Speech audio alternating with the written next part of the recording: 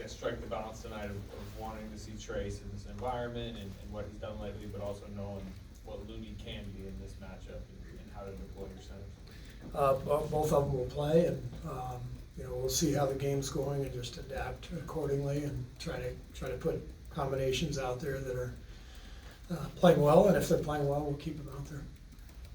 How valuable is experience in these kinds of situations and settings? Very valuable.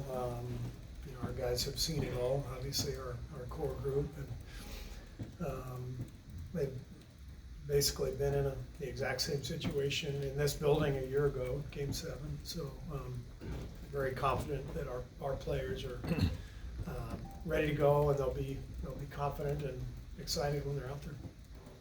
Coach Kerr, see you won 10 of your last 12 games, and I just want to know, how did it prepare you, for this moment, and trying to keep that momentum going against the Kings? Yeah, I mean, it's been an interesting last couple of months. We've barely moved in the standings despite having one of the best records in the league over that span. So it's helped prepare us for this moment, but we didn't want this moment. We wanted to be sixth, and I would have guessed, when we at the beginning of this run where we went whatever it was, 29-12. I would have guessed that 46 wins would have gotten us to where we needed to go. For the Kings, same thing. Normally this kind of record, and you're okay. A year ago we won 2 fewer games, and we were the 6th seed. So, but it is what it is, and I love the play-in. I think it's been great for the NBA.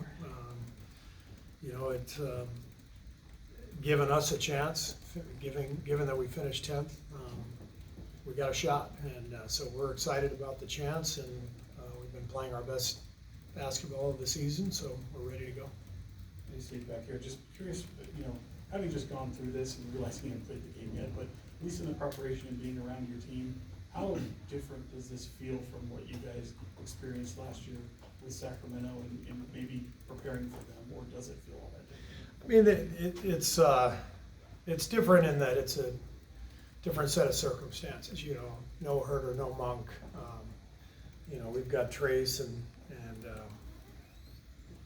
BP playing big minutes. They've got Keon Ellis. So there's some different players in the mix this time. But it is a one and done, familiarity from Game 7 of last year. So right back to it.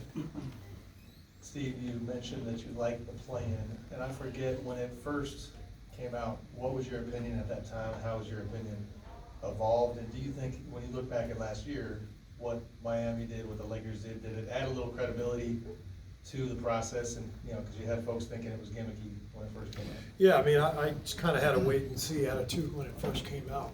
But the first year of its existence, we finished 8th and didn't get in because we lost both play-in games, although no one would know that because they don't exist, apparently. There's no record of those games whatsoever. But as far as I remember, we lost both. But I liked it anyway. I just think the race for 6th is fantastic.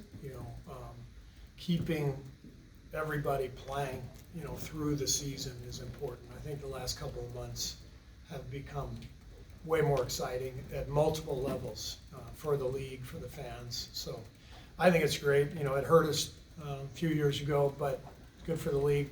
Hopefully it helps us this year. We'll see. Hey Steve, the season schedule had you guys playing a whole heck of a lot at the beginning of the year, I think 3 times before December or something like that, and then 1 time in the middle, but teams haven't seen each other in a while. You mentioned the Warriors playing best basketball, Kings are playing more physical style of basketball. From your perception with both teams, how do you see them different now than when you guys played earlier in the year? I don't think they're that much different, honestly. I mean, they're still playing through Fox and Sabonis, and those are the 2 key guys, and Murray and Harrison on the perimeter, playing their roles. I think that the biggest difference is not having Herter and Monk. Obviously, that's a big loss for them. For us, we're very different. We really weren't playing Trace or Brandon that much early in the season when we saw Sacramento, and those guys have really emerged. We're without Gary tonight, which hurts us, especially having to guard Fox. But these are all kind of circumstances that change every year, game to game, series to series. You have to adapt to whatever your situation is, and I think both teams have done that, and, you know, here we are, so I'm ready to go. Steve, yesterday you talked about the vibes and the chemistry on this team. How much can just wanting to spend one more game, one more practice with your guys be a motivating factor to keep this run going with this specific set of team? Yeah, I mean, I think everybody has connected and really fought hard to put us in this spot, fought together. And so as a coach, when you have a group like this, you really want for them to keep going, because it's a fun process. But it doesn't guarantee anything. So I know we'll fight, I know we'll compete, I know the guys will support each other, and, you know, hopefully we'll survive and advance to Friday. Steve, how would you describe Chris's year and sort of his, the significance of what he brings to where you guys are now? I think Chris has had an excellent year. It's the first time he's ever come off the bench in his career, as everyone knows, and that's a difficult adjustment to make. He's made it beautifully. These are the most comfortable non-Steph minutes that we've ever had here, even with our great teams. Never had a point guard like Chris Paul, you know, and so to be as organized as we are when Steph goes to the bench, to also have the option to play Chris with Steph, get him off the ball. You know, Chris is one of the all-time greats at that spot, taking care of the ball, you know, getting you organized, running pick and roll. So it's added a different dimension to our team, and yeah, he's been phenomenal. Defensively tonight, what are some keys to containing that dribble handoff action that they really like to run?